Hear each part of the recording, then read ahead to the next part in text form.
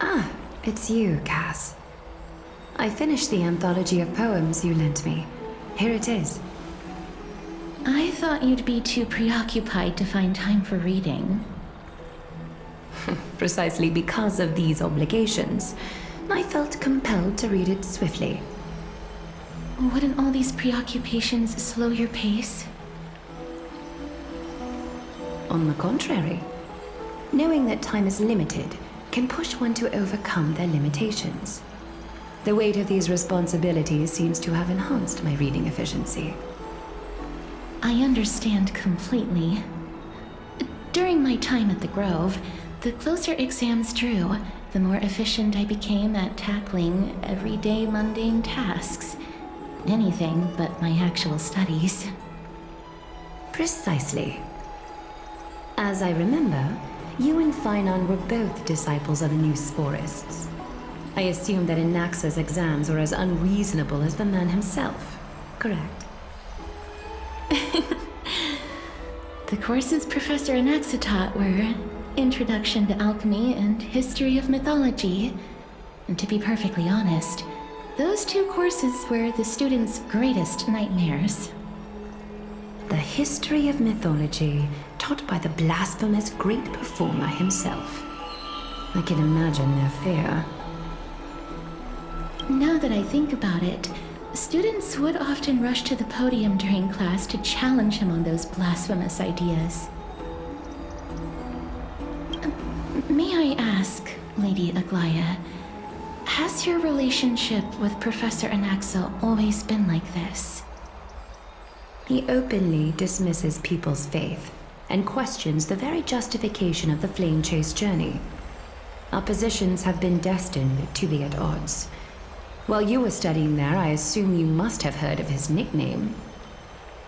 A Dromus draped in finery? As I see it, this nickname is more of an insult to the Dromus.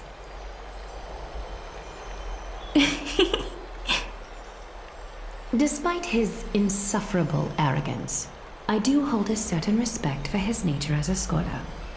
To remain true to his principles, he is unafraid to stand opposed to the world, and that requires considerable resolve. Anaxagoras' life is almost like a satire. As a Chrysos heir, he refuses to heed the prophecy, while he disrespects the gods.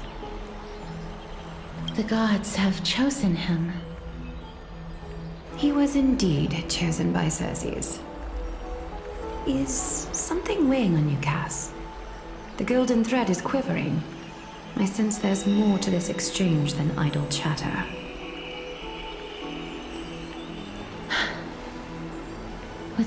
In light of his assistance in the battle against the Flame Reaver, I am willing to grant him some time to find a way to remove the cool flame. However, if Anaxa decides to make any move that places us in danger, I will not hesitate to take extreme measures. Just as I feared. The Flame Chase journey is the destined path for the Chrysos heirs. Yet he now seems more like an empty shell. Given his strong sense of self-respect, I trust that Anaxagoras will make the right decision. Still, I can't help but hope for another possibility. Perhaps Anaxa will also overcome his limitations, now that he knows time is limited. I understand your stance. Let's continue this discussion another time. But now, let's greet our guest. You're here. Does this mean you're ready to take on Orynyx's trial? It seems that this sacred beast is just as indispensable, given their intricate ties to the Titan. Memmy mem, memmy mem mem mem mem, memmy mem memmy mem. Surrendering the cool flame is a Chrysos heir's duty. Your selfless assistance is deeply appreciated. However, I urge you to carefully consider the risks of accepting the trial. Becoming a demigod means forsaking your humanity. You will inherit Orynyx's divinity and bear the time of Amphoreus, all on your own. From that point onward, your fate will be forever intertwined with ours, never to be separated again, until the end of Genesis. It's exceedingly rare to find a capable Chrysos heir. If this path proves unattainable, I am willing to lower my expectations. There are still many priests of Yanisopolis and their descendants in the city. If I'm left with no other option, I'll try to find someone worthy among them.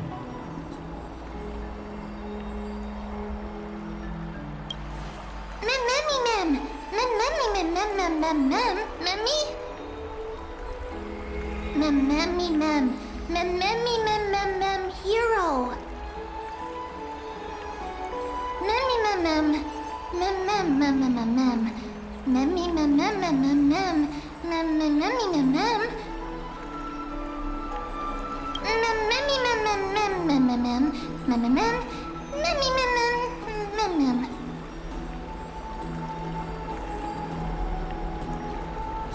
It looks like you know that Titan rather well.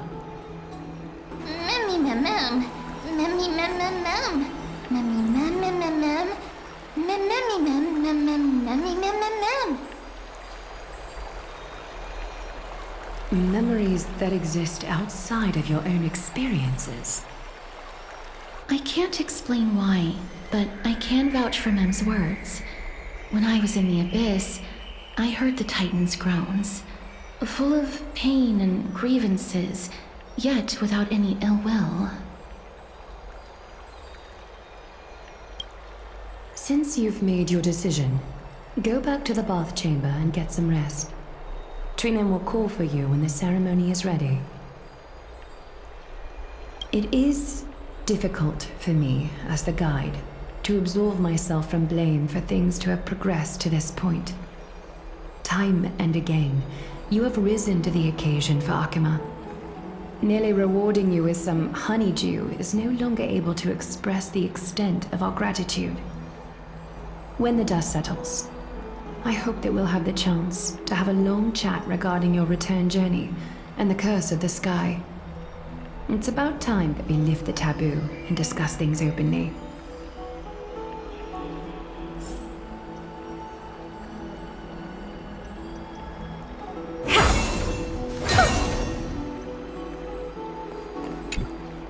Mister, may everything go well for you and Mem.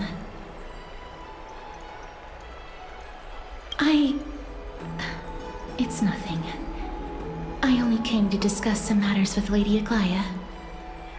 Previously, I lent her an anthology of poems that Lady Trianne had gifted to me. Tracing back, this anthology was something left for Lady Trianne by a bard before their passing. Although personal properties should be cleared out once their owner has passed on, Lady Trianne gave this book to me since she knew how much I liked to read.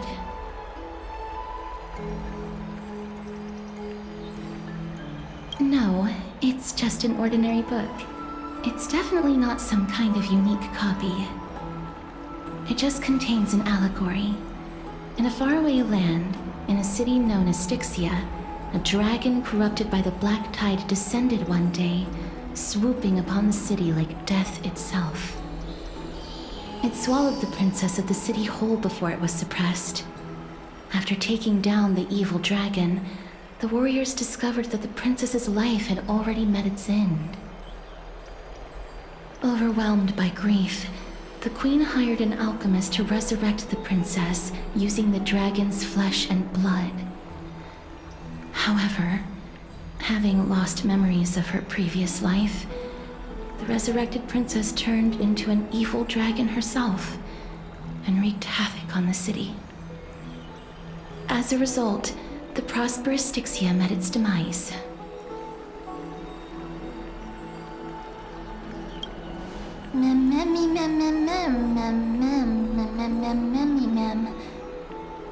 The author of this book is Archepia, a wandering bard who traveled to many cities.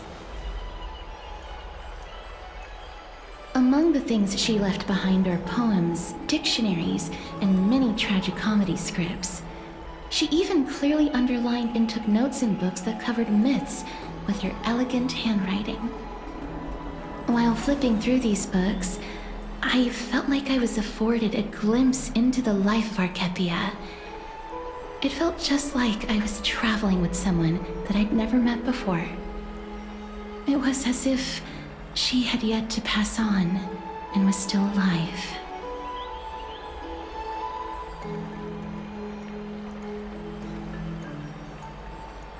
That's right. Writing, drawing, and taking photographs. It seems like human nature to try and leave records of things. Speaking of taking photographs, when I was helping you to take the photo previously, I did not look through the photos in your photo stone out of courtesy. But I'm also very curious about the story of the rosy celestial maiden. Despite having visited many cities in Amphoreus, I still understand nothing about the world beyond the sky. If there is an opportunity... Forget it. Let's talk about this in the future. For now, I only hope that you'll be able to complete the trial safely and obtain Orynyx's blessing.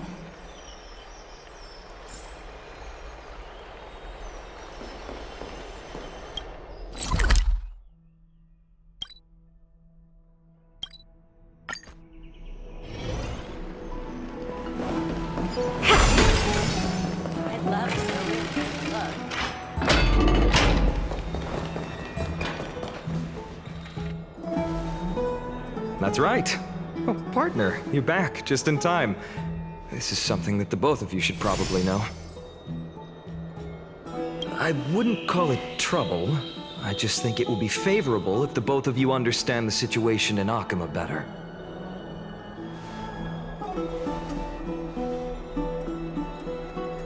Some background information for you. The Council of Elders is an authoritative body in Amphoreus, made up of different city representatives. They hold legislative power over the Holy City, and are in charge of presiding over the Citizens' Assembly held once every few years. This is the most important social event of Akima. It is highly influential, and can even affect what happens to the Flame Chase journey.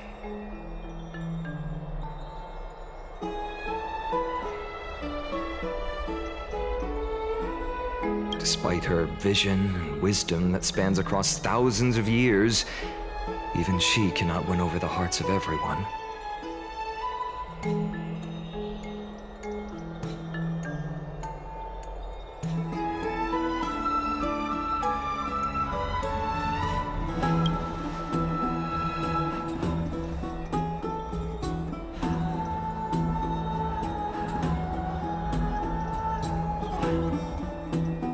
Every 5 to 10 years, the Council of Elders organizes a Citizens' Assembly at Dawncloud.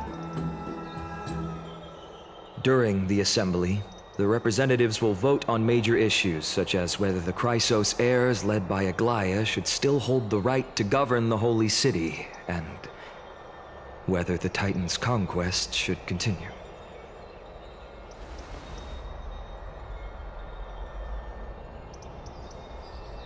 That is correct. However, the problem lies in the fact that there are ill-intentioned extremists in the Council of Elders. They view the Citizens' Assembly as a way to restrain the Chrysos heirs, and hope to take complete control over the Flame Chase journey. We can refer to them as the Opposition. During the assemblies held in the past 100 years, the voices supporting the opposition have been growing stronger in the shadows. It's only thanks to Aglaya that the Flame Chase journey has been able to continue to this day. The Citizens' Assembly is just around the corner, but this time, there seems to be a new variable to the situation.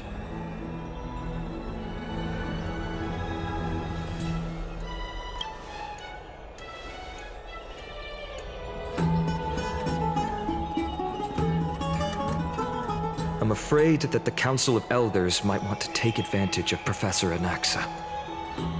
Aglaya will surely take back Circe's core flame, but with Anaxa's current condition, it's so unique that nobody knows how taking the core flame away from him will affect him.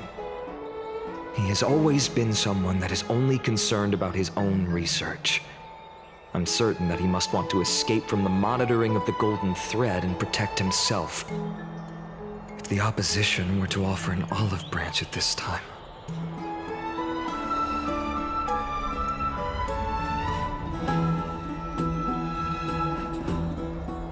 Anaxa has never believed in the prophecy, so technically it cannot be considered a betrayal. However, he has taught many Chrysos heirs, and has long been considered an important ally of Akuma.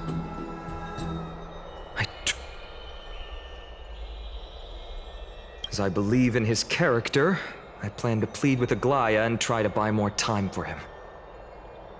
Then, the greatest way in which you can help is for you to know what I am fighting for.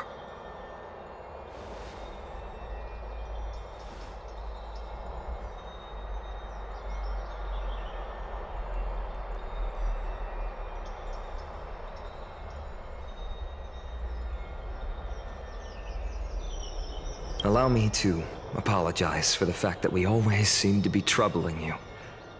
I hope that Orynyx will show more benevolence and be more accommodating.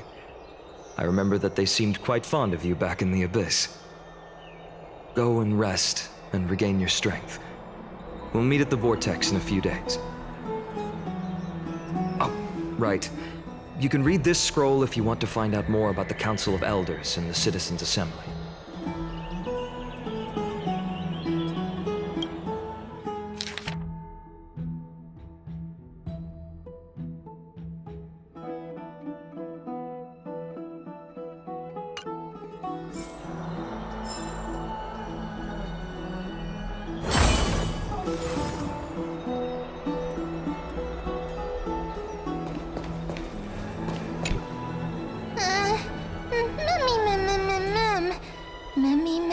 Nervous.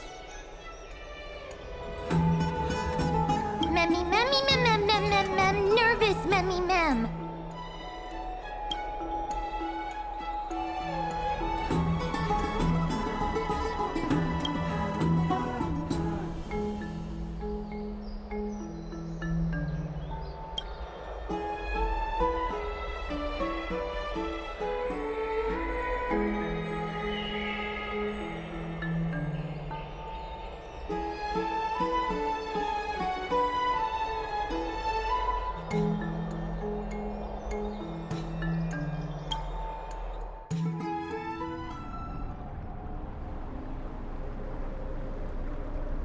Esteemed one, Orynyx's vacant totem awaits.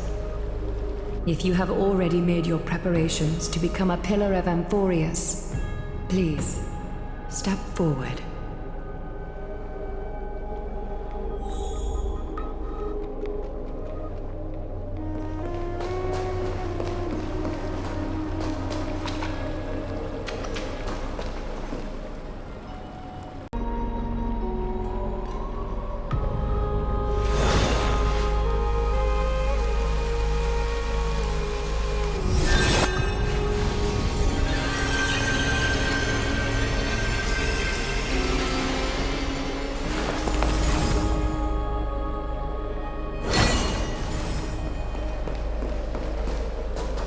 Little Gray, and Mem, your resolves. Get ready to assume Orynyx's divinity, Trail. The divine position of Orynyx has already been vacant for some time. We can feel the space of the trial closing as there isn't much of their soul left, we'll have to complete the ceremony before their soul completely dissipates.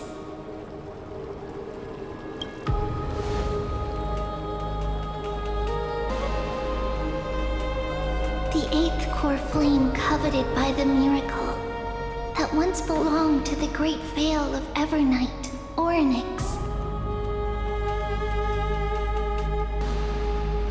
It shall now be returned by the 2 elected heroes of the Chrysoseirs.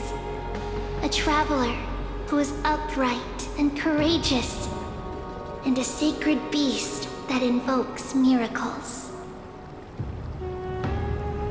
Mem-mem-mem-hoo! Mem-mem-mem-mem. Both of you, please, come forward.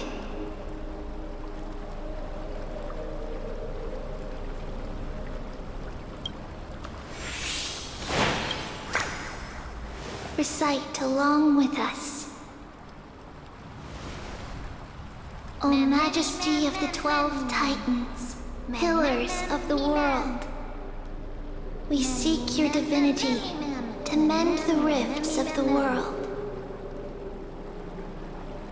Fill our bodies with blood of gold, till we wither in willing service to the prophecy.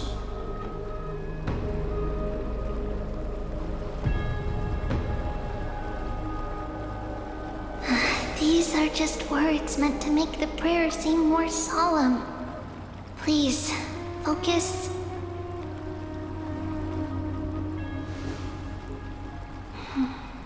And surrender the core flame.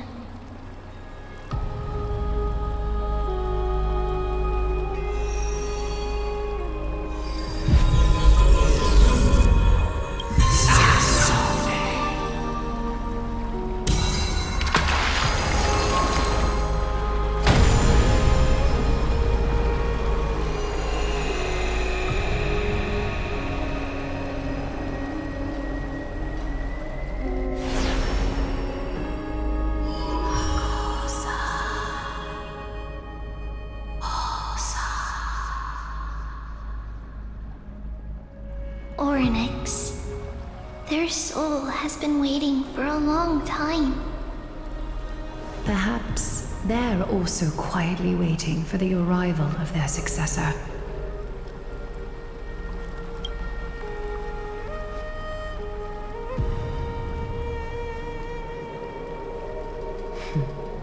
The last time I heard this, things didn't turn out that well. Don't worry, Aglaya. He's tougher than I am, right?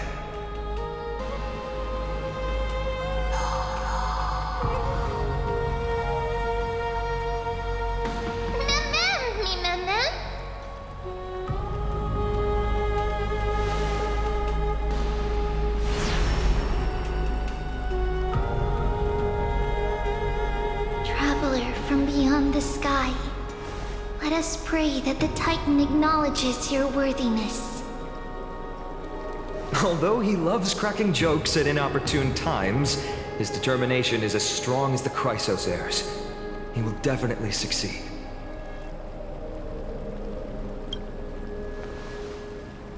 While he's away, I would like to have a chat with you, Aglaya.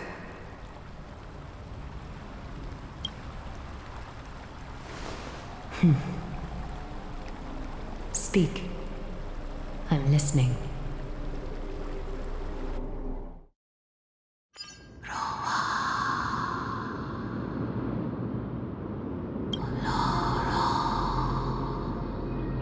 Slap, slap!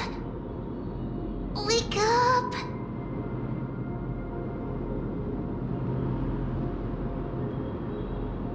How is it? How do you feel?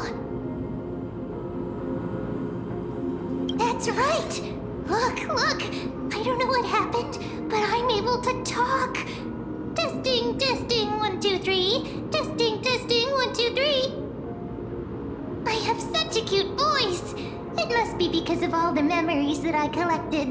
They allowed me to grow beyond expectations. Also, listen. The The words of the Titan are becoming clearer. Mother.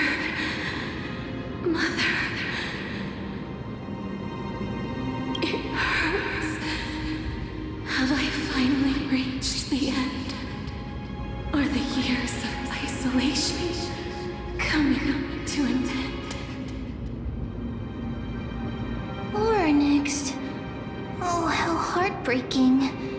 Ever since the figure draped in the black cloak robbed them of their core flame, they have been relegated to waiting in isolation in such a confined space. We are going to help alleviate their pain, right? Memories broken. Mother,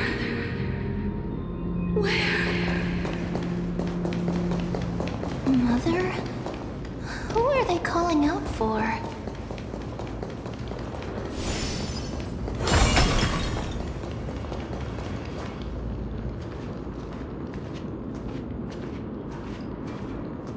You.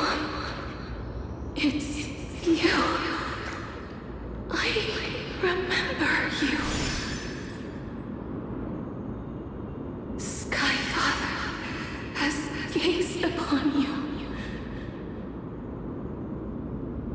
Mother is calling for you.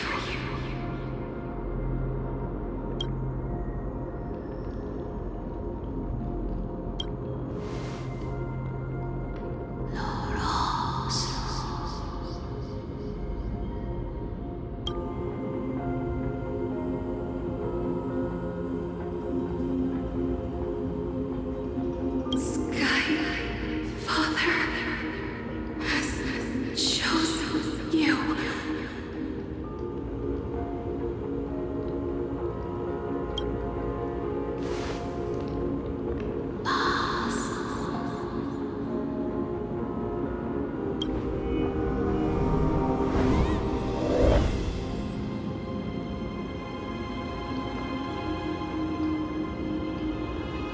Mother is no longer responding.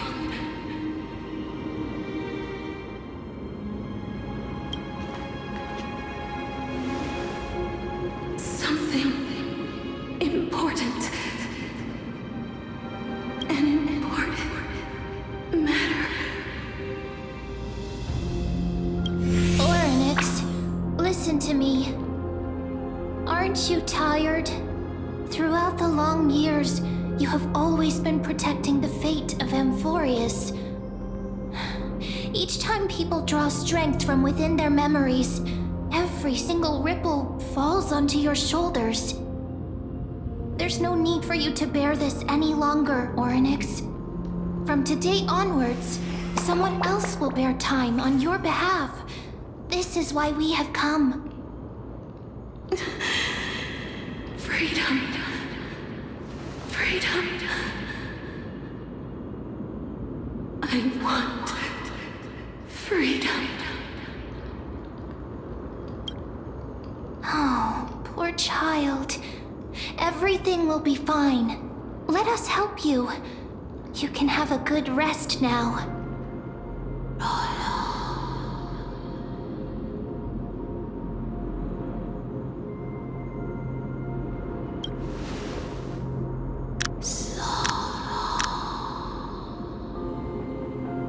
You have potential, strength, willpower, powerful, and tenacious. But you lack something. Just one thing. Lacking something. What is it?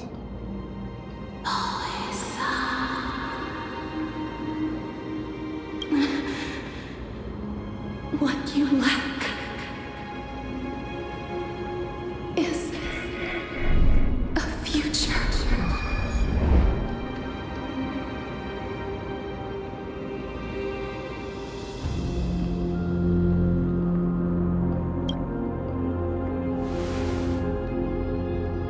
future. Traveler from the sky. You should have dissipated already. The gaze from Sky Father. Stabilize your form. Because from the moment you crossed the sky, your life was cast away. Right now, you are simply a collection of walking memories. What? How is that possible?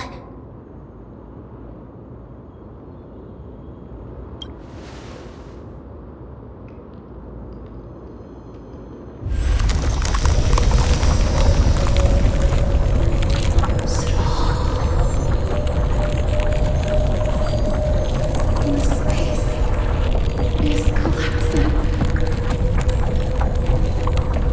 Someone must inherit the authority.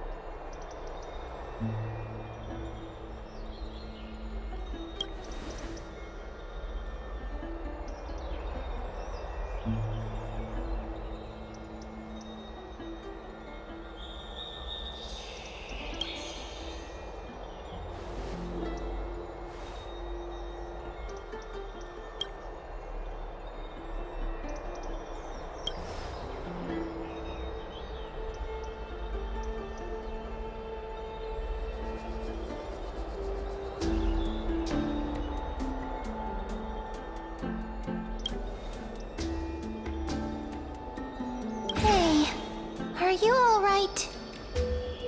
I heard you two talking about Thanatos.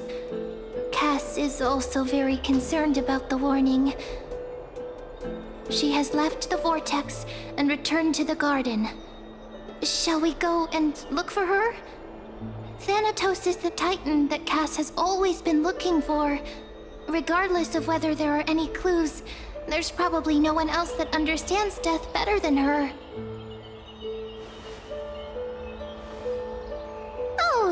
Right. There's something that I have to tell you. The Chrysosaurs already know everything that has happened to you. I was too worried, so I told them everything. Please don't hate me, okay?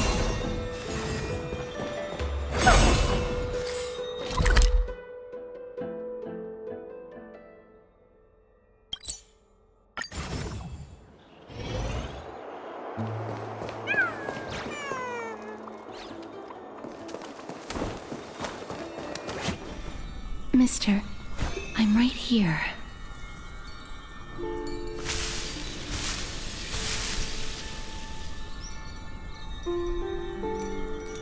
Please stay there and slowly turn around.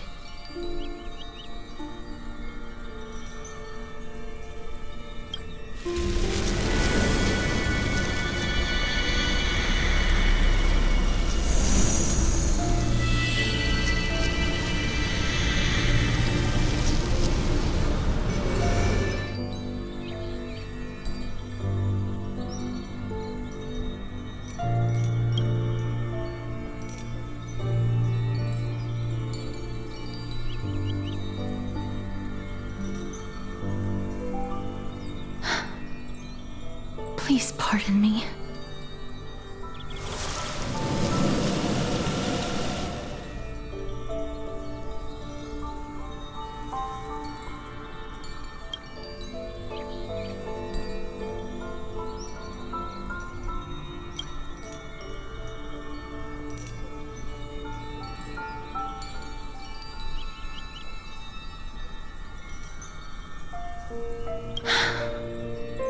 Just as I expected.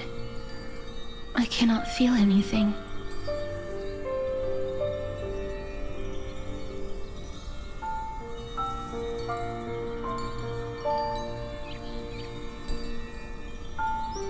Back at the Grove, I was puzzled as to why you were not affected by my curse.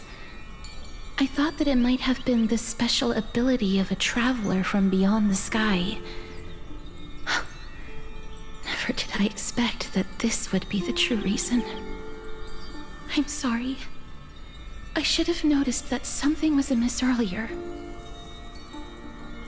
Mister, if my abrupt behavior just now offended you, I hope that you can forgive me. I'm just thinking, if your soul has really left your body, as a mortician, I might be able to trace where it has gone to. Cass! Did you find anything? My apologies. Not as of yet.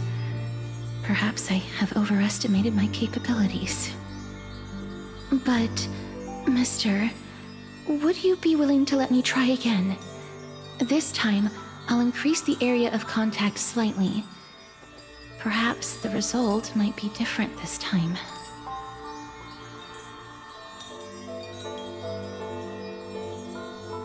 I have never touched the living in this way before.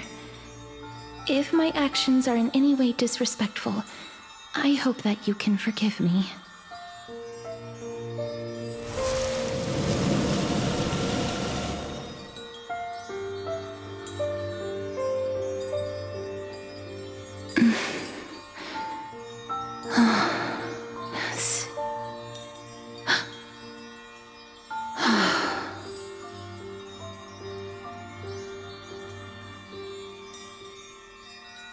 I seem to have caught a glimpse of something.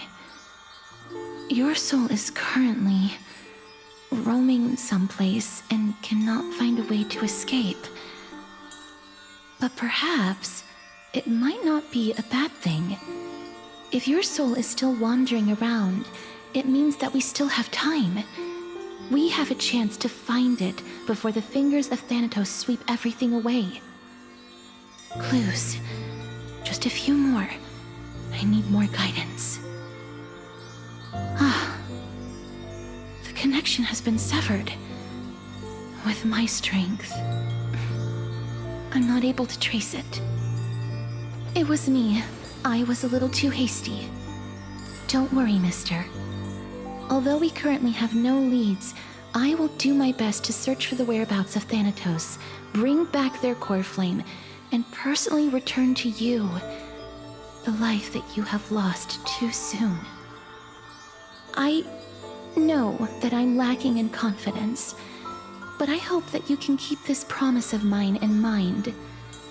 Before I manage to deliver on this promise, please do your best to hang on. Amphoreus needs you.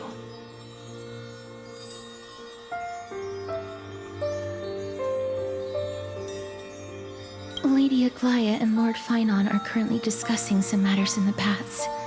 They're worried about you too. If possible, please go there and let them know that you're well. Although, I don't actually know whether your current situation can be described as well. Also, please accept this Styxian fable. Reading can help one to focus and relax. I hope that reading this can help tide you through this difficult period. These are disappearing.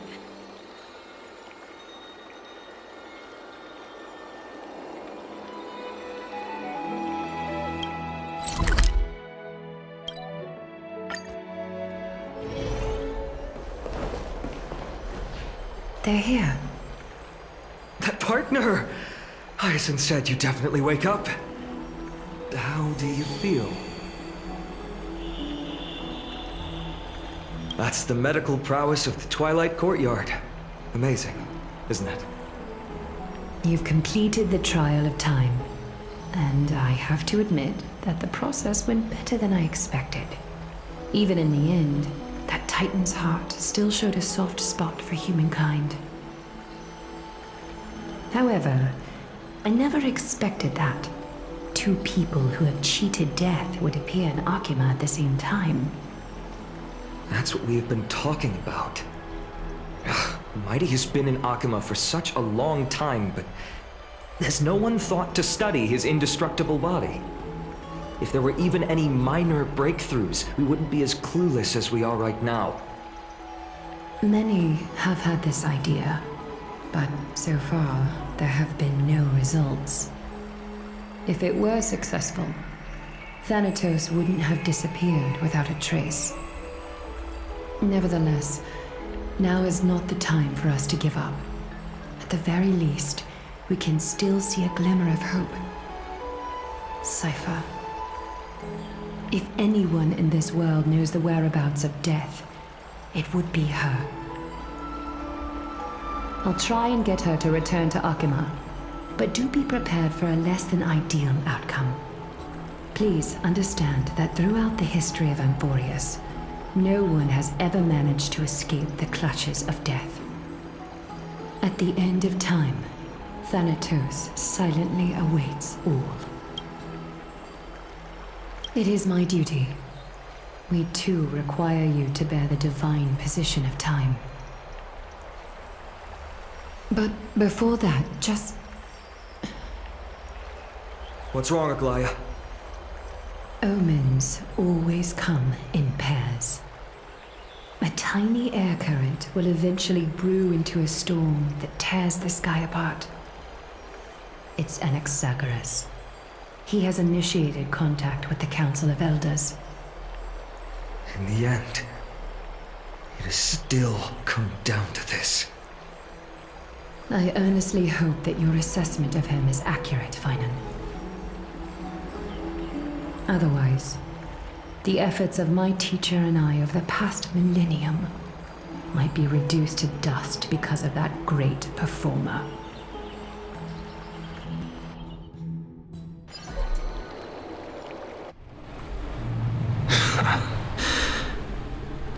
I'm back here again. I remember this dream. This realm is covered in a silk-like fog, and the land is barren and harsh. The crowd of travelers leaves tracks everywhere. Hey! Excuse me! What is this place? Where in Amphoreus are we?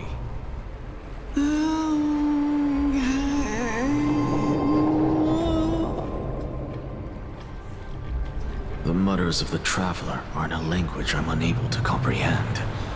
Or perhaps they're just distracted and ignored my question. Tell me, which Titan reigns over this land? And how do I find them?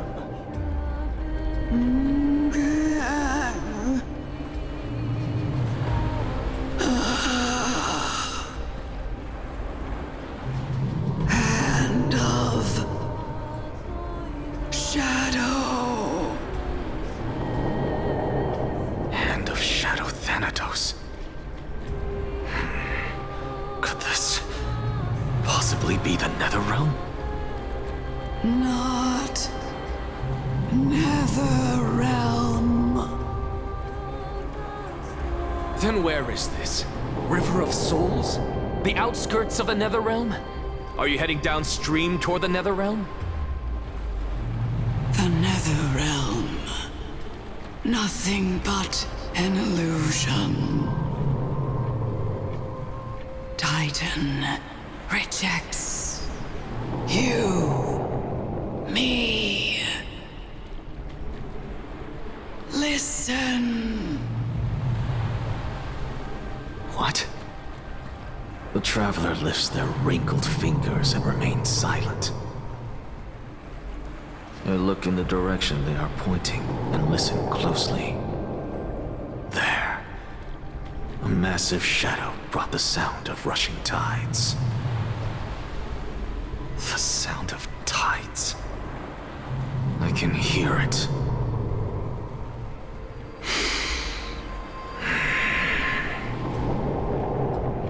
I hear it, deep within the tides, beyond the closed gates of the void world. A voice, about to recount something. Child of humanity, is it death's embrace you yearn for with such urgency? Oh, you have awoken. Welcome back to the mortal realm. Your consciousness is dissipating much faster than I expected. Ultimately, it seems like the Titan's core flame is incompatible with a mortal body. How much longer can my consciousness remain in the mortal realm? In my estimation, at best, you'll see 15 more entry hours. 15 days and nights. What is it? Are you finally starting to become attached to the mortal world now? On the contrary, 15 days feels a little too long for solving a singular problem.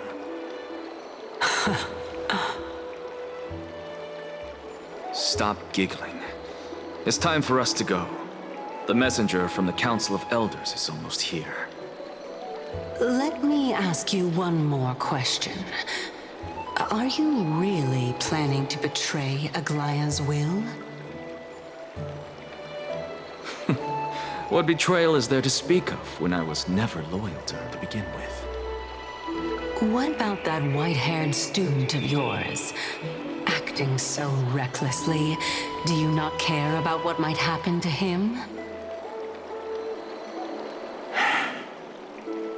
There will be a price to pay for blind faith. This is also a lesson for Finan. You truly are a strict teacher. Of course. This is how I've always been.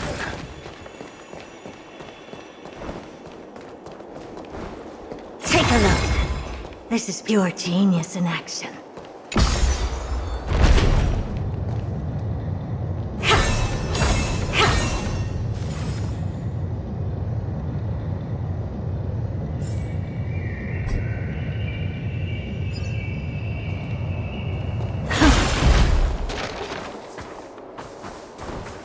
Sorry to keep you waiting, Lord Anaxagoras. It's been a while, Lord Anaxagoras. I greet you on behalf of all the citizens of Akima and express my deepest regret about what happened at the Grove of Epiphany. It's you. I never expected that you would personally come and meet me. By carefully into Lantern above, I have come as a testament to the justice of the Council of Elders. There are Antikytherans here? They have been a rare sight ever since the Chrysos War. I extend to you my utmost respect, revered Titan. I am Lycurgus, though you may call me Lygus, holding an honorary position within the Council of Elders in Akima, and as the Theoros, I stand to protect the right of all upright citizens to express themselves freely. You can see them too? You know about us. We Antikytherans perceive the world through the amplitude and frequency of souls. Just as I am conscious that Lady Aglaya is secretly listening in on our private meeting from afar, if necessary, Lord Anaxagoras, I can sever the golden thread to protect your fundamental rights. The demigod should know better, for such is her station.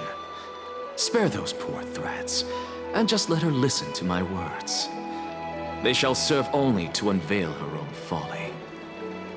May I interpret this as you having a countermeasure? I need not any plan, because she can do nothing other than petty espionage. As the Citizens' Assembly approaches, and with Orynyx's fall, any attempt to capture the core flame within me will only usher chaos and calamity. A truth she undoubtedly comprehends. While I, Anaxagoras, serving as the Grove's special envoy to Akima's Citizens' Assembly, have long known the extent of your abilities. Let's forego the formality of asserting authority, Lord Lygus. Lead the way. Very well. Surely Lady Kindness would appreciate such assertiveness in an ally.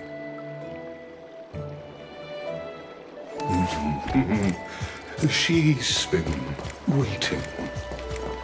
Follow me, please. Is there something on your mind, Lord Anaxagoras? Nothing, really. It's just a question that I contemplate every time before I ascend to Dawncloud. For the Titans, does the falling equate to death? Ah, a pondering truly deep. Time is on our side. Do you mind sharing your reflections with me? While all living beings must ultimately face their demise, Kefali has yet to meet theirs. Their journey continues unhurriedly along this long path. Are you suggesting that Kefali may not have truly passed? Yes. For dying implies an ongoing process, an action, whereas death signifies a static state, a definitive termination. In contrast to mortals, Titans exist on a grander scale of space and time, thus elongating their passage into death. The notion of their fall is but a misinterpretation born of mortal ignorance. Ah, an intriguing concept, albeit challenging to substantiate.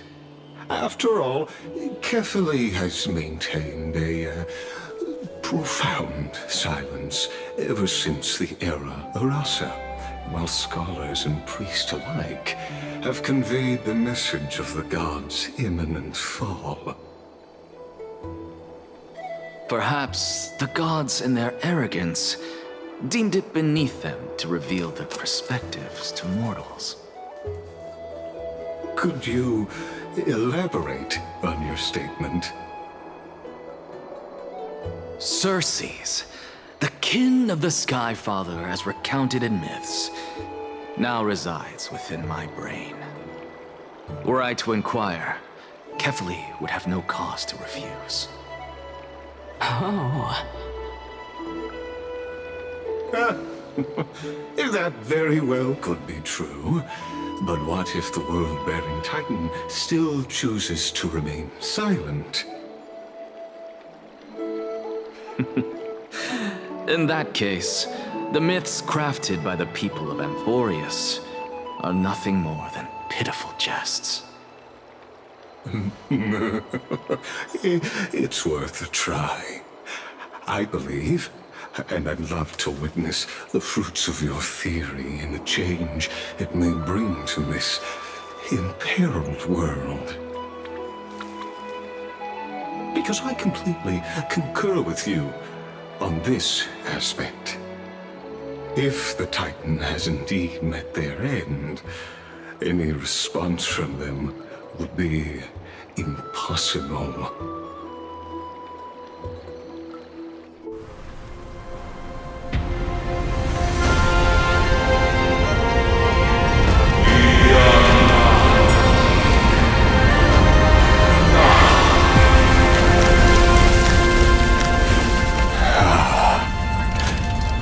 Please, Professor.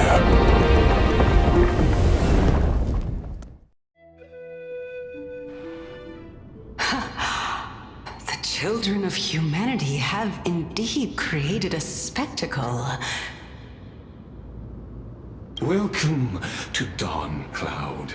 The atmosphere here carries a greater sense of solemnity than the mundane clamor of the Marmorial Palace, with entry permitted only to the invited. Only esteemed beings grace this place, and among them I've received priests, scholars, warriors, and now we even have the honor to be in the presence of a Titan. Oh, what a joyous occasion. Once deemed a blasphemer, now a surrogate for revered divinity. The honor should rightfully be mine, shouldn't it? I'll notify Kindness and the others of your arrival. Kindly wait for a moment. A soldier will be here to guide you shortly. In the meanwhile, you're welcome to explore the vicinity, but kindly remain within the guard's view. Delaying the crucial meeting is something none of us wish to see, I presume. I'm well aware of Kindness's methods. There's no need to emphasize that. As you wish. Your cooperation is much appreciated. Alas, I had hoped for a brilliant plan from you, but it turns out you just left one cage to enter another. Save your concerns. I know very well what I'm doing. I shall depart to explore the surroundings then. Now that I look around, I wonder if there are any murals bearing my portrait around here. I'm quite intrigued to see how the children of humanity beyond the Grove perceive another Titan. Off you go. I won't be joining you. This Titan appears to be quite at ease. I should investigate the Council of Elders' recent activities first. Be aware, I can hear you perfectly well from here.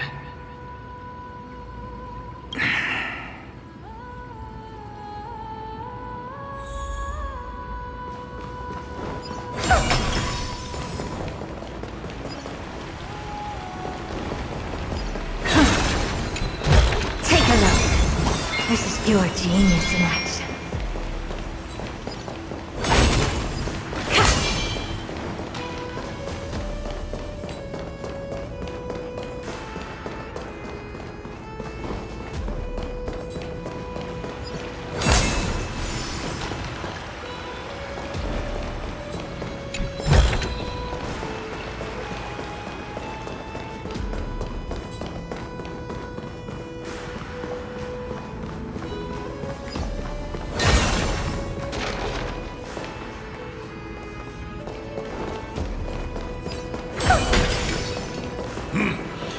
Even blasphemous scholars can come here, it seems.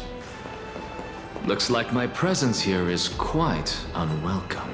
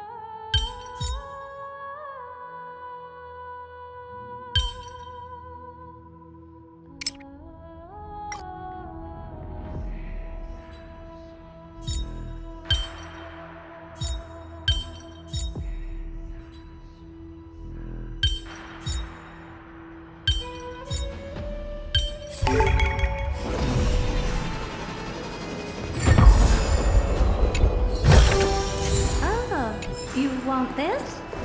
Fine. Take it and amuse yourself.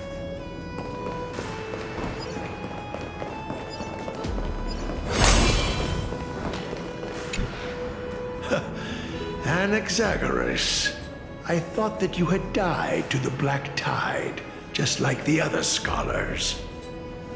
As Kephales's priest, are you not aware of the decorum of respecting the dead? Surely you jest.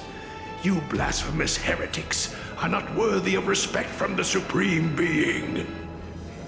Let me remind you that you're currently in Dawn Cloud, so you'd better keep your deranged language to yourself. I am no longer that altar servant from years ago who could only acquiesce to the commands of others. Now, I have plenty of ways to deal with people like you.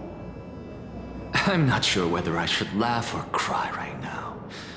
I can't believe that a follower such as you could have been made by a creation titan. As I see it, a dead titan can't provide you with this level of confidence, right? Then who is it exactly? Could it be kindness? You. Seeing how fond of you Elder Kindness is, I shall let that slide for now. Leave immediately, and don't impede us from receiving the Supreme Being's blessings. Seeing as we were able to hear of this matter from the mouths of others, it seems that kindness is indeed quite sincere toward us. Perhaps this affair will proceed smoother than I had anticipated. Oh my, what a thrilling confrontation. As expected of one of Kefali's followers. Are you praising or insulting him? Praising him, of course. As a believer of the God of Deliverance, it is only natural that he detests evil. Didn't you hear me? I asked you to leave. Go as far away from here as possible. Don't mutter to yourself like some sort of madman and disturb my meditation.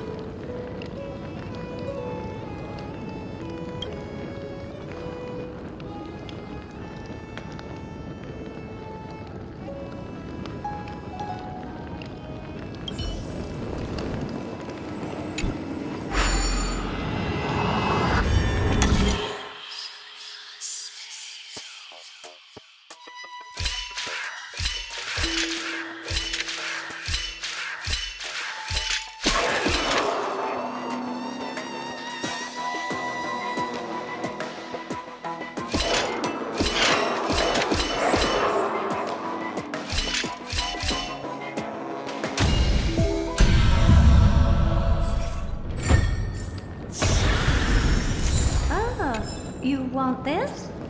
Fine. Take it and amuse yourself.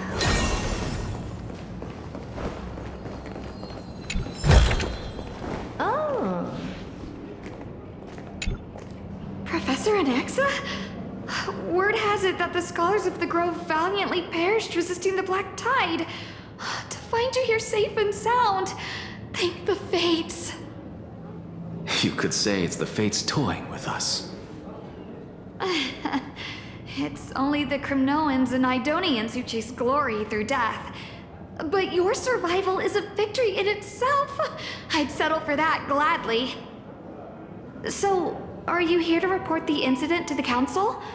I heard that after the Black Tide devoured the Grove, Akuma would be next in line, even with the demigod of strife standing alongside humankind. Tell me, how much does the Council of Elders know about the Black Tide? Once Kindness and her followers learned of Circe's and Orynyx's fall, they proclaimed in the Council that the Flame Chasers could no longer stand against the calamity alone. Yet, when the Crown Prince ascended to godhood and repelled the Black Tide, she immediately altered her tune, declaring that all was resolved beyond Akuma, with the only remaining menace now being Aglaya and her adherents. They might well make their move at the upcoming Citizens' Assembly. No surprises there, those shifty opportunists. Thank you for your honesty, virtuous student. Being an opportunist could very well be a facet of wisdom. Shouldn't you be searching for murals of yourself? I've had enough of your prattling. I was really curious to see how you would find the middle ground between both factions, so I came to listen in. But it seems as though this kindness is much more ruthless than Aglaya. If so, why do you want to work with her? Could it be that perhaps you've decided to readily surrender this hollow shell of yours, just because you feel like death is fast approaching? I'm afraid you'll be sorely disappointed if that's what you truly think. I've had enough of this. Could the 15th entry hour arrive any faster?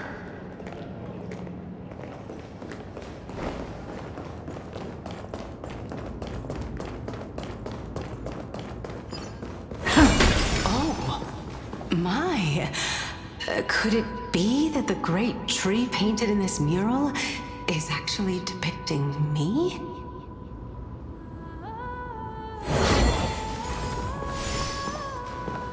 Every plant, every tendril, no, even every leaf could be the embodiment of Circe's. As a result, mere mortals who did not know what the Titan actually looked like chose to paint them as a giant tree instead. Their wisdom was portrayed as fruit, to symbolize how they shared their knowledge equally among the masses. Such exquisiteness indeed. This mural is quite abstract.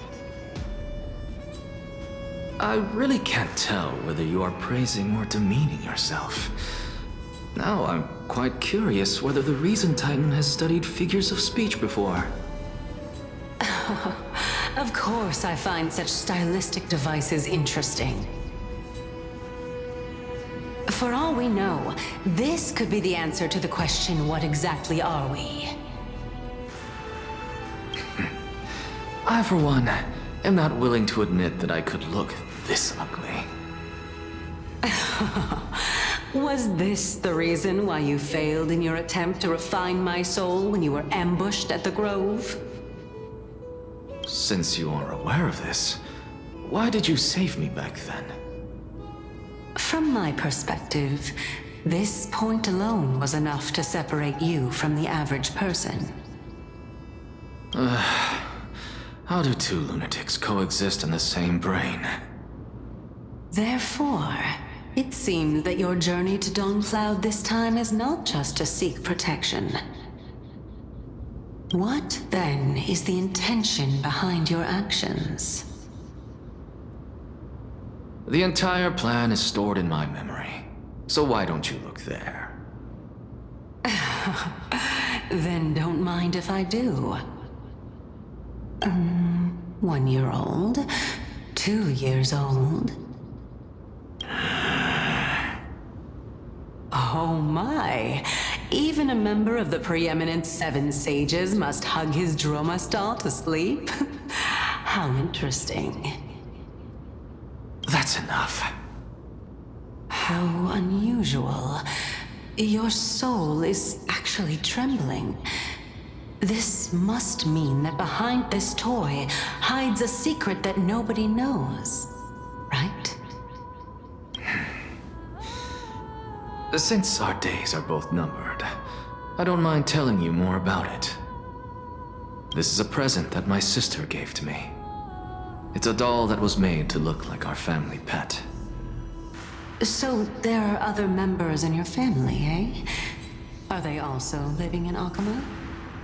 Don't you just love to pick through my brain? Go on, continue flipping through my memories. It won't take long. You'll discover the answer when you reach the memories of when I was 5. Oh, the black tide is everywhere. I can't bear to look. When I was young, I couldn't accept this outcome either. Georios, Aquila, Kefali, and you, of course. Although I prayed to every Titan that I could think of for help, my efforts were ultimately futile. This...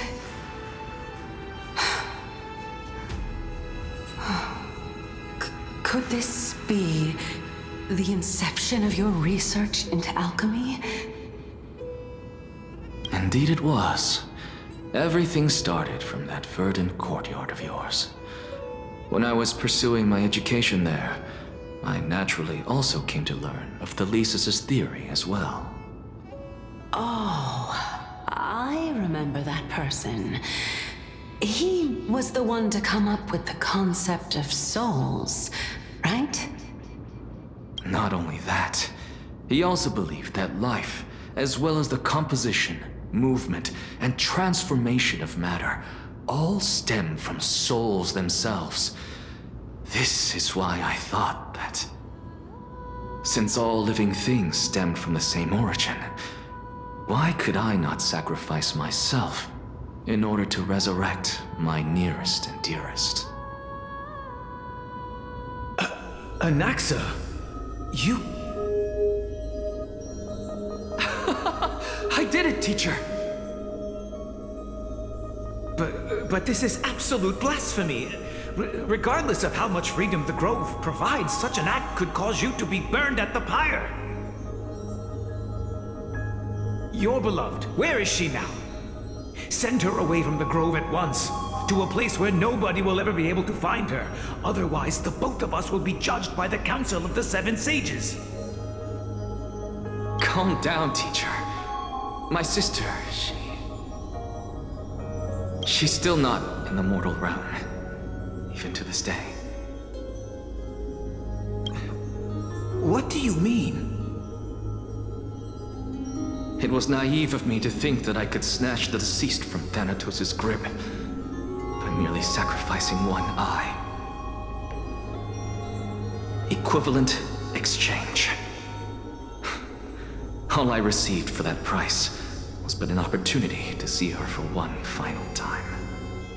Nothing more. Oh, let it go, Anaxa. As one of my best students, I cannot watch you go down the wrong path without doing anything to stop it. Never do something taboo ever again. Don't disappoint the deceased, and never harm yourself. If you can do that, this classroom will still be yours, and you'll have a chance to live out your own life.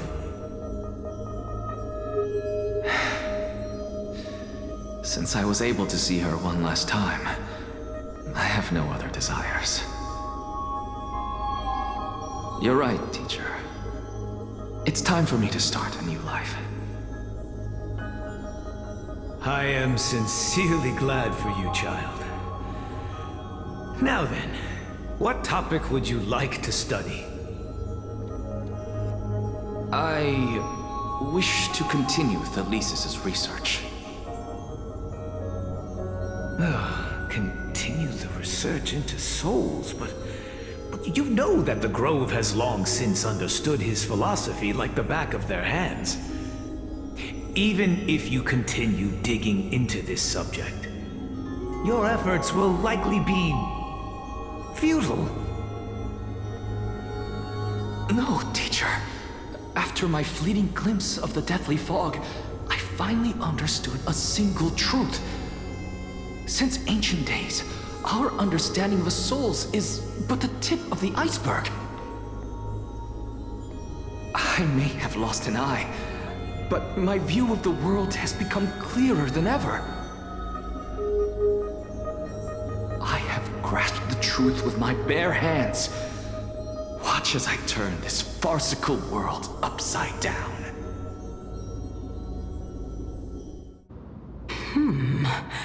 Who would have thought such a secret lay concealed beneath that hefty eye patch of yours? However, this story doesn't seem to be connected to your plan. In fact, I'd say that they aren't related at all. The answer lies within the tale. If even you cannot understand it, perhaps you should relinquish the divinity of reason to me. After all, it'd be a waste for you to hold on to it. My story ends here. Now it's time for you to tell me your secret. After all, this is what equivalent exchange means, correct? As expected, you laid a trap for me to step into. Unfortunately, even if I was willing to talk about my past, I may not know more about it than you do. Oh? Are you saying that the renowned Reason Titan is now admitting a lack of wisdom? Your followers are going to be sorely disappointed by this. Child of humanity, remember this. Being cognizant of one's ignorance is the greatest wisdom of all. Now I understand. No wonder you asked me to answer your random, nonsensical questions. Not only that, you're the only one who can shed light on my query. As the saying goes, onlookers see most clearly. Is that so? Lord Anaxa. I saw you muttering to yourself and was wondering whether you were caught in a delirium of reflective thought. I'm sorry to interrupt you, but time is of the essence. I have a message from Lord Lygus. Lady Kindness has met up with the Council of Elders and is awaiting your arrival, so please depart forthwith. It's finally time. Carefully. The one who created the world, and the one who bears the world.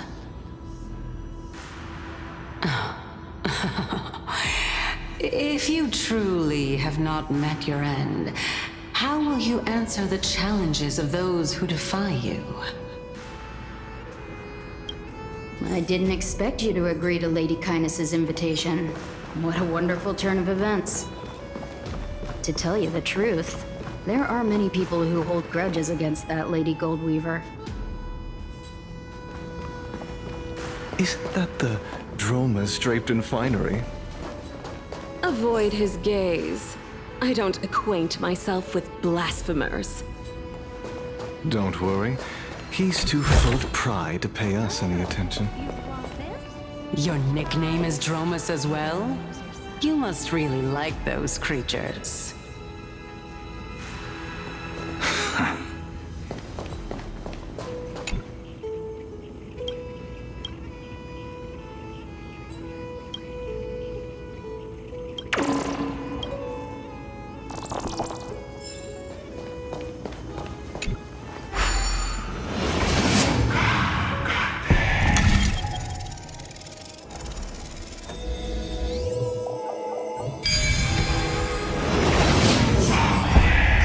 Of Empedocles?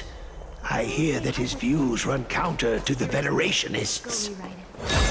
This is what being a scholar is about. A collision of ideas only occurs when there are differences in beliefs, and it is such collisions that lead to progress. Yet, in my view, there are only right and wrong perspectives, neither of which can coexist with the other. What? Lord Lygus and Lady Kindness are just ahead. I'll take my leave for now.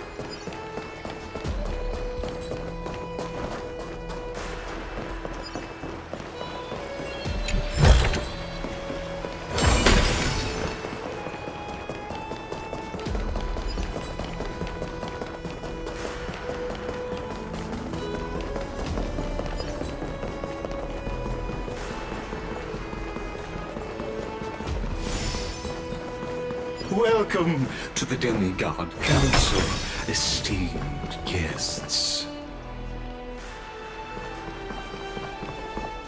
Lord Anaxagoras, I've heard so much about you. Head of the Nusporists of the Grove of Epiphany, notorious blasphemer, a Chrysos heir who bears Circe's core flame, a survivor of the Grove calamity.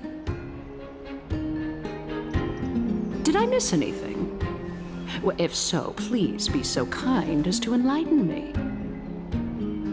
Since Lady Kindness is already well acquainted with me, I won't waste any effort introducing myself again. But then again, perhaps the customs are different here. Back in my hometown, there is a form of etiquette known as honoring guests. The host will welcome their guest with warm hospitality by treating them to fine wine and a cozy bed. And yet, ever since I arrived, I have not been welcomed with warm courtesy or ceremonial gifts. Instead, I am met with intense scrutiny. Even more absurd, the host has sharpened their blade and instructed their servants to lie in wait in the shadows. Perhaps you intend to cut open my heart, retrieve the core flame, and then hold a grand feast for all of the guests. Everyone, stand down. Thank you for understanding. I am but a feeble scholar who is not used to the stench of avarice and blood.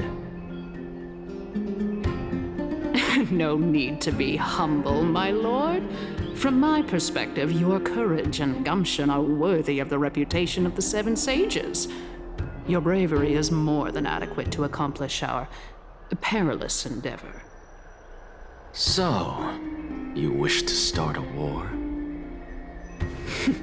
Well, since the Chrysos heirs are calling for war, we will respond in kind. Conflict is inevitable. Since Aglaya endeavors to suppress the virtuous commoners with blood of gold, we will not hesitate to display the rights and mettle the citizens of Akama are so entitled to. As to your question of whether peace is still a viable option, well, to that I can only say this. Everything hinges on the next citizens' assembly and whether they have a sudden epiphany amid the clamor of the masses. And since you, as a Chrysos heir, accepted our invitation, you have indeed given us a glimmer of hope. What brazen arrogance. What you're saying right now is worlds apart from what you were saying before you retired your cleaners. I don't deny it. After all, they're responsible for cleaning up any threats, and just a moment ago, you were on the side of the Chrysos heirs. But now that you're an ally of ours, we can continue talking somewhere else. As you know, these walls have ears. I was fortunate enough to have the opportunity to discuss a treatise about the Venerationists with your teacher, Empedocles. Yet, it seems you subscribe to the Nusporists instead, Lord Anaxa. I've heard that this school of thought is one with many detractors. It's normal for ideas to have supporters and dissenters, just like how there are two types of people in this world: geniuses and dimwits.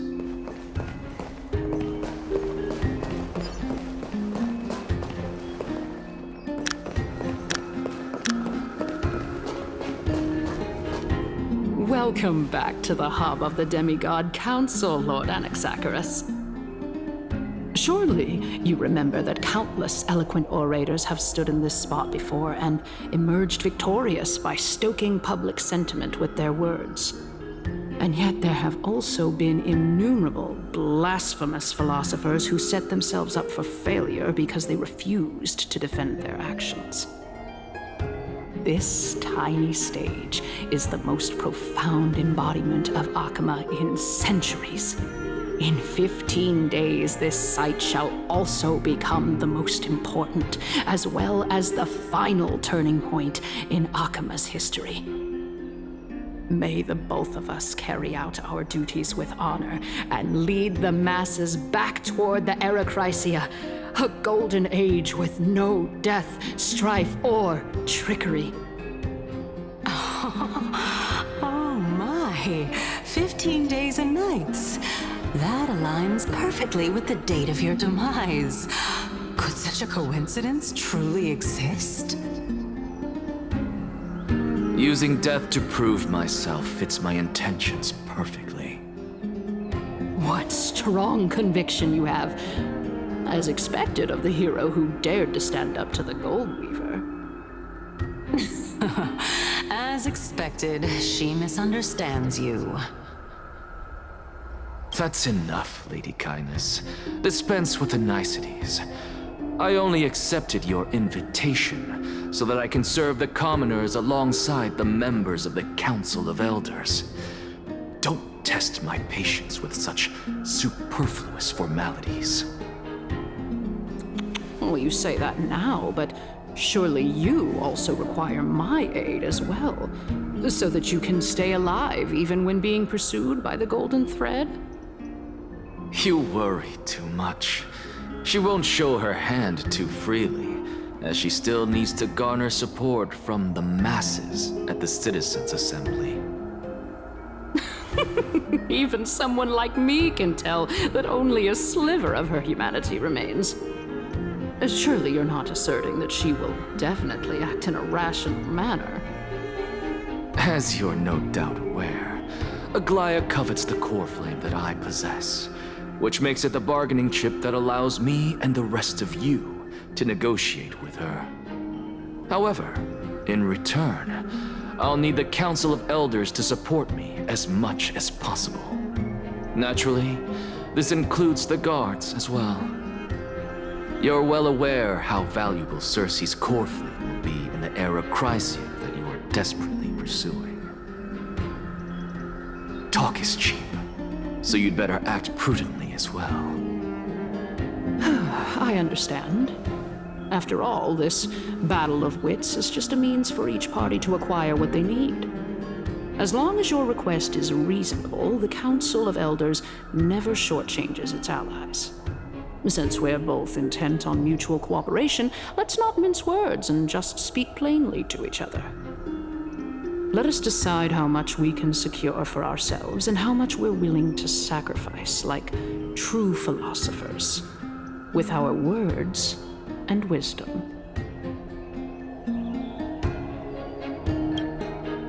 Continuing from the earlier topic, let us discuss our common enemy, Aglaia. She is the second most experienced Chrysos heir across the whole of Akhima, who has gradually lost her humanity to the ravages of time and the ablation of the core flame. A formidable opponent indeed. Admittedly, there is ample reason for her to take your life. Yet your previous reasoning is quite sound. As a seasoned political animal, it's unclear whether she will actually cross that irreversible boundary. Moreover, she still needs you alive so that the Titan's trial can be completed. Is there anyone present who can swear by the sacred vow of Kefali and guarantee that you weren't in league with that woman before coming here? Are you just trying to pull the wool over our eyes and aid her in her savagery?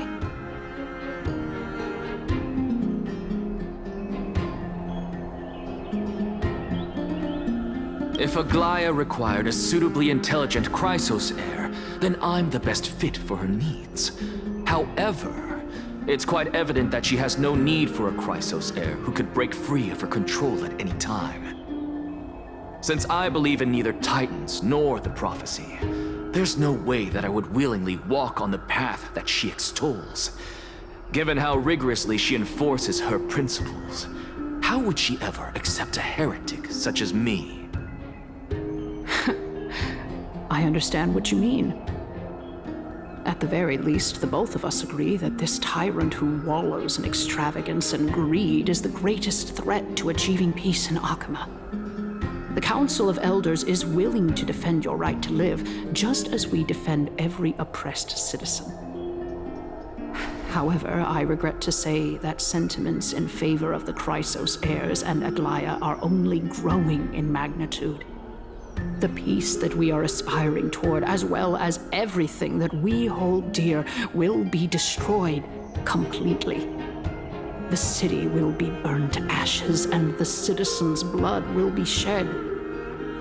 Tell me, what are you willing to do for our esteemed citizens so that they can vanquish the enemies of our fine city? Although the circumstances are rather unfortunate from an objective point of view, it is an undeniable fact that ever since the Grove was attacked, I have become the de facto leader of the Grove. The Council of Elders needs more backing if it wishes to topple Aglaia, and it's evident that the Academy wields considerable influence. At the very least, I have served as the Grove's special envoy to Akama for a significant amount of time. Of course, this also means that I will hold a crucial vote at the Citizens' Assembly. In the name of Kefali, Akama thanks you for your sincere and valuable thoughts. At this stage, it's clear that you and I understand the benefits to be won from this discussion. Let me put it plainly. The Council of Elders has always been renowned for its fairness, and that fairness is built on a foundation of sincerity. The Council of Elders has vowed to all citizens of Akaba that it will always remain loyal to them. As for you, my lord, how will you guarantee that you will be able to live up to such earnestness and will not betray Akama's indomitable citizens when the opportunity presents itself? Just as you now betray Aglaia when it suits you.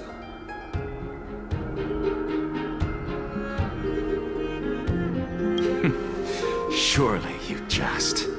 My loyalty does not need to be proven. The fact that the Council of Elders is asking for proof of my loyalty is itself akin to a form of betrayal. I am incredibly honored to have witnessed the both of you bury the hatchet in a civilized manner. However, I am afraid that I must interrupt for a brief moment. As the Theoros, I have observed the following. Lady Aglaia, the Gold Weaver, is currently on her way to Dawncloud. Oh. Well, I do believe that we might have a slight overabundance of guests today. Feeling dissatisfied, Lady Kindness? Despite the Council of Elders' lofty residence on Dawncloud, it must still tolerate the whims of the Chrysos heirs. So you were holding back just now. Seems like you are better at playing this game than I. In any case, I'm glad that she's arriving here. So tell me, Anaxagoras, now that you're an ally of mine, if Aglaia were to demand that I hand you over, what should I do? You can do as she says. Tell her that the Council of Elders merely wished to chat with me and had no intention of offending her. However, by doing so, the authority of the Council of Elders will be as thin as papyrus that has been soaked in blood. Not only can it be destroyed at the slightest touch, but the Council will also lose possession of a valuable core flame. No, more like 2 core flames. After all, at the next Citizens' Assembly, that young lady who is synonymous with death will also be standing on our side. Oh? How can you be sure of that? Is that of importance to you? All you need to know is that I have a plan. In my opinion, you should be more worried about the impending threat. If Aglaia can seize me in full view of the masses today, she could also dismiss the entire Council of Elders in one fell swoop tomorrow. If that happens, the discussion that we've just had will turn into an utter joke instead. Is this the outcome that you wish to see, Lady Kindness? Fine. I will handle this matter appropriately. But you do best to remember this. Fool the people and karma will be on your tail. I'll overlook it this time, but don't count on there being a next time. Unless, of course, you crave cruel punishment and consider suffering the perfect state to ponder the true nature of souls. Well, what do you know? That happens to be one of my rare talents. We shall see then.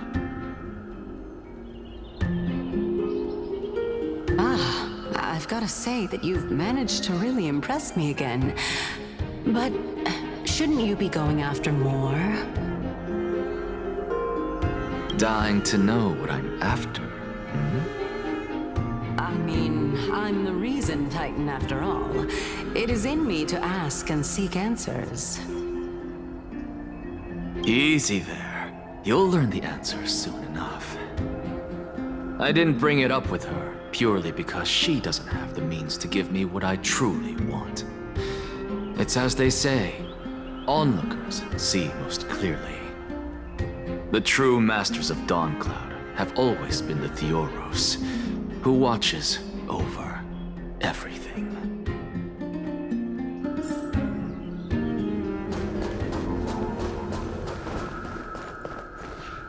An expected visitor. Welcome once again. You know, you could actually skip all the pointless debate and come straight to me to seek an audience with Kefali. I have no reason to refuse you, do I? You may not, but Kindness has. Whoever gets hold of Kefali's core flame will get to rule over Akama. She's wary of me, so naturally I had to gain her trust. I would say that debate was not at all pointless. Very true. In my view, this individual has gone to great lengths to get close to Kefali. He might very well be plotting something nefarious against the Titan.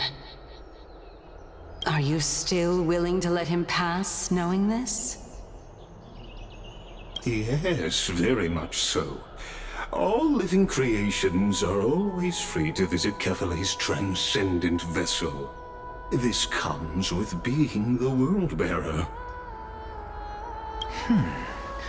How convenient it is to be able to hear what they say. It is truly my honor to speak to a venerated Titan in person. Please, go ahead. Let me join you both on this journey. Oh, a bygone myth tells of an occasion where Kefali once answered their followers' questions on the peak of the Holy Mountain. Their followers have since believed that scaling this Titan cliff is one way of being with the god. Hear that? It's not every day that you get to climb a mountain with Circes. You should sing me a hymn of praise. Titan hymns are beyond me.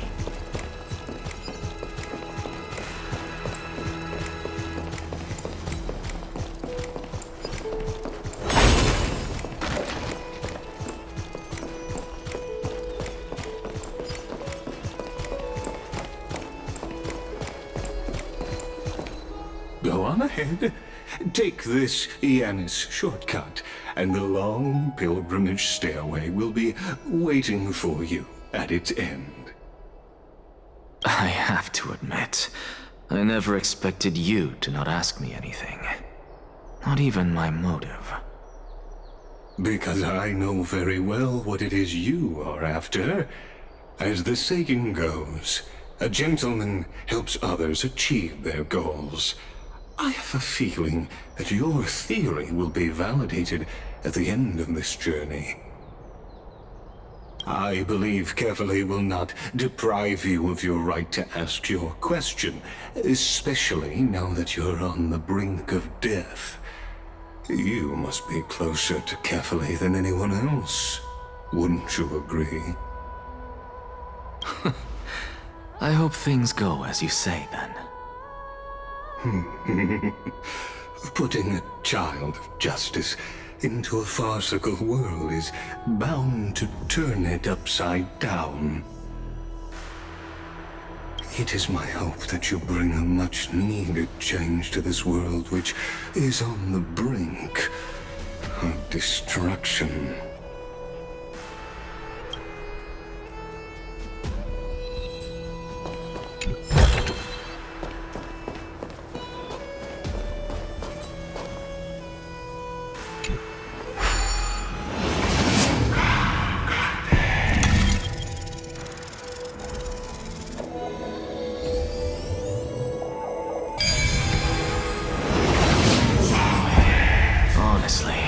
This is my first time going up to Dawn Cloud's peak. What a splendid view. Isn't it about time you recognize the magnificence of us Titans? Well, I don't see how this place is different from those temples in the city. All they have are magnificent facades. And even though I've come this far, I'm still doubtful about getting useful clues from him. I must be getting ahead of myself to be expecting to hear something nice from you. Oh? Haven't you been in my head for some time now? It's high time you get used to how I feel about things. Alright, we're just a short hike away from Kefali. No time to waste here. So the intellectual debate from earlier was too draining for you, huh? If Amphoreus gets a new lease on life, you should focus on strengthening your body and stop shirking social interactions. Save your concern. The Titan is in sight. Can you make it? Why? Are you going to carry me up if I were to fall now? I know how far I can go, so just hold your tongue and come along. Fine then. I guess I won't say any more. I'll just wait till your soul dissipates completely to gain control over your body. Wait. Is that... Circe's? Hey, look at that. Huh? What should I be looking at? Am I hallucinating? Or do we even get to see souls when we're close to dying?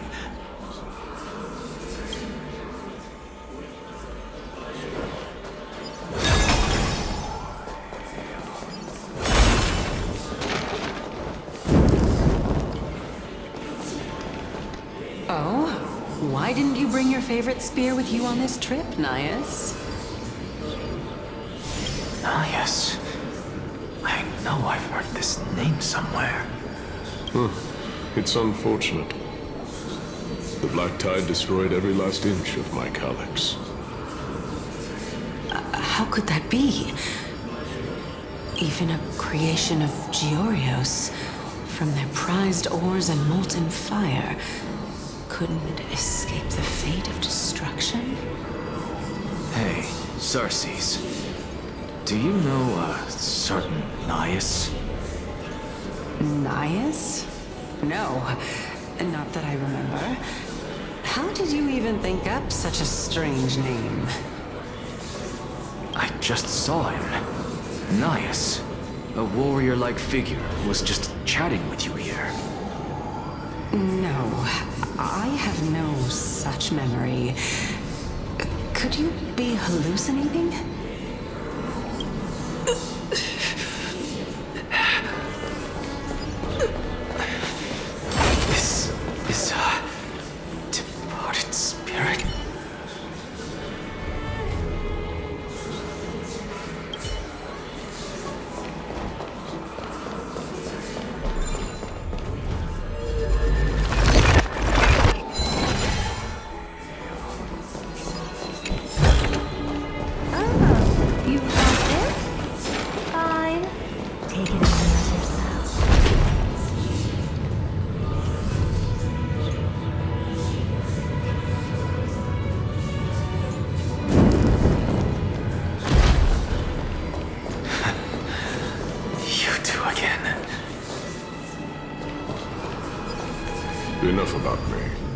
Did Kaos ever reply to you?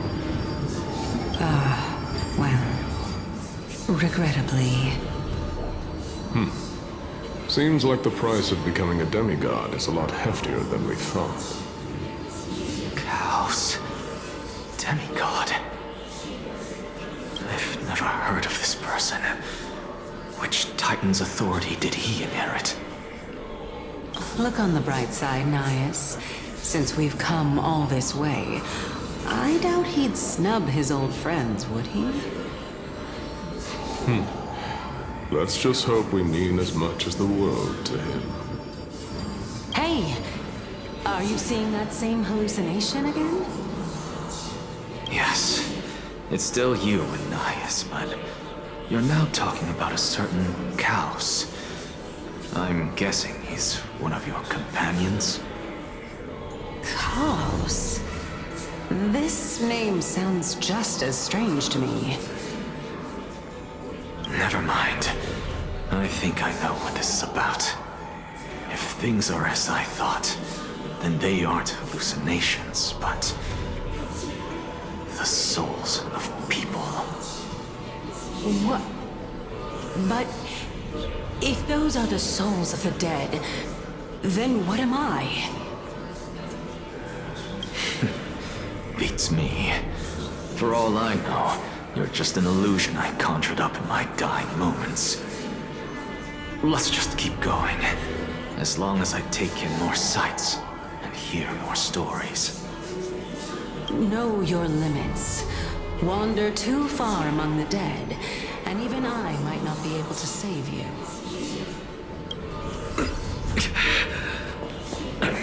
Fine. If this is indeed as I thought, then this will be very amusing.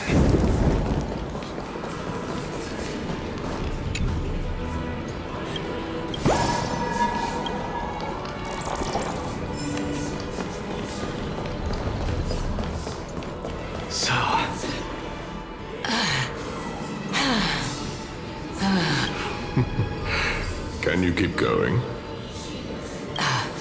Of course. I'm just... If I knew we had to climb a mountain, I wouldn't have come along with you. I guess this also counts as one aspect of the world-bearing burden. If Amphoreus does have a next life, you may want to get your body in shape.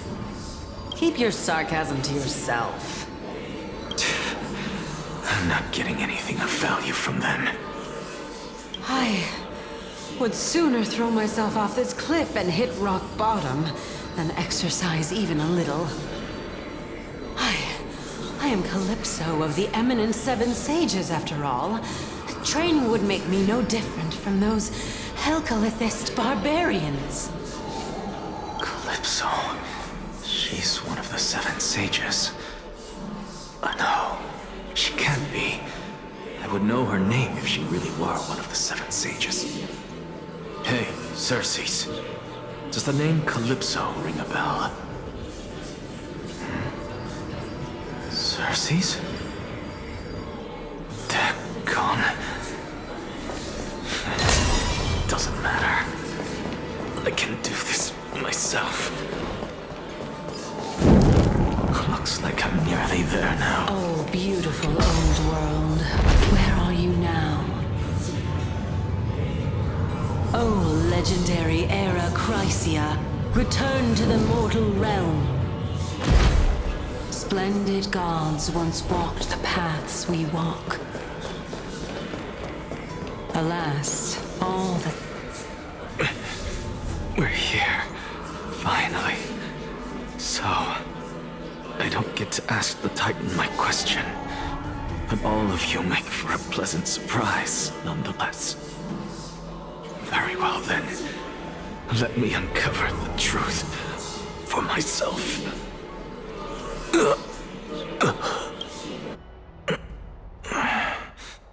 Did I still fail to make it in time? Huh? So... I'm back here again. This is... I can hear hear it. I hear it from the depths of the tides, behind the closed doors of the void world. A voice ready to tell me something. This time, the voice is a lot clearer than before.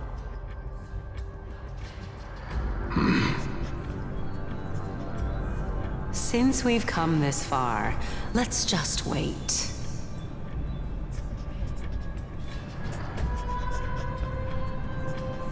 Lord Nias and Miss Calypso, are you both here to visit Chaos too? Yes, and we've been waiting for quite some time now. Regrettably, he hasn't answered us. The worst-case scenario is that he's already been overwhelmed and crushed by the world-bearing burden. You're overthinking, Lord Nias. I can still sense Chaos' soul in the area. And besides, we both know Chaos' nature. A deliverer like him wouldn't fall so readily, much less give up on all that he holds dear. Isn't that so? Yes, I have faith in him. That reminds me. Why are you making this trip alone, Polixia? Oh, my sister needs more time to make sure the flowers are fine.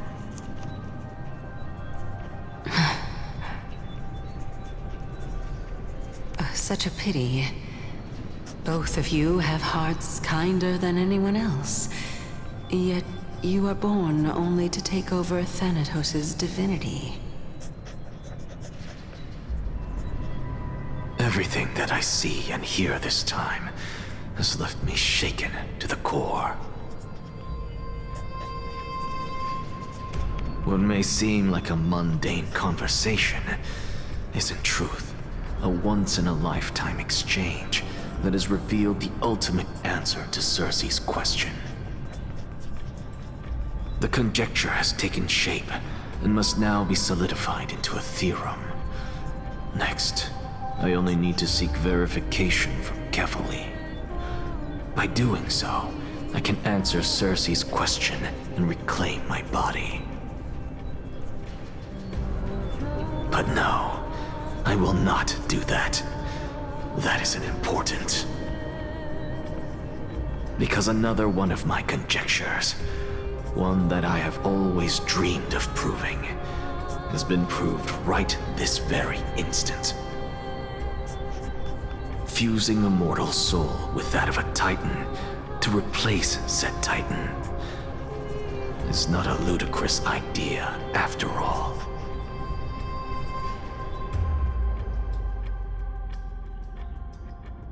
What are you thinking about?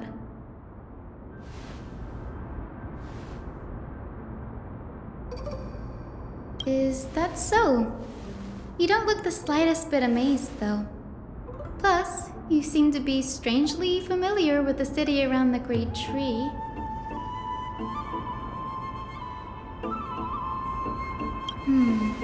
Events of the past, huh? I was also a child when I looked up at Circe's. Their leaves and branches reflected the sparkling stars, and their trunk was like a pillar that supported the sky and ground. I stood at this very spot back then, imagining the day when I could climb to the top of this tree, because I would be the closest I can be to the sky at that spot.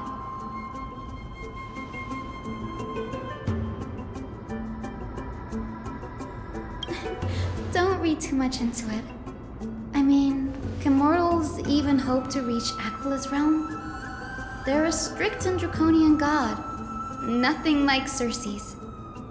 Reason is willing to share what is theirs with others, but Sky only expects people to revere them. You get what I'm saying, right, Denny? After all, the Titan that imprisoned you and Grey here in Amphoreus is none other than Aquila themselves.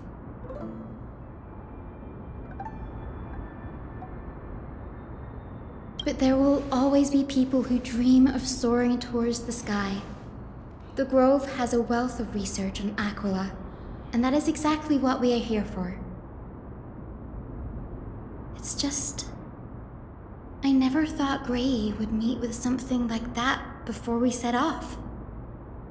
As a physician, I should have been there by his side.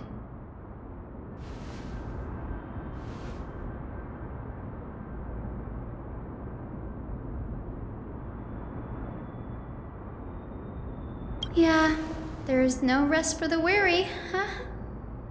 In any case, what we're looking for could be anywhere in this enormous grove. Let's split up to cover more ground. Danny, with your skills, I'm sure those monsters born of the Black Tide will pose no threat to you anyway.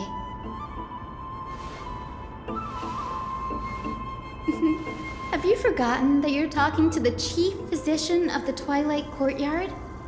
Have more faith in me. I'll be just fine.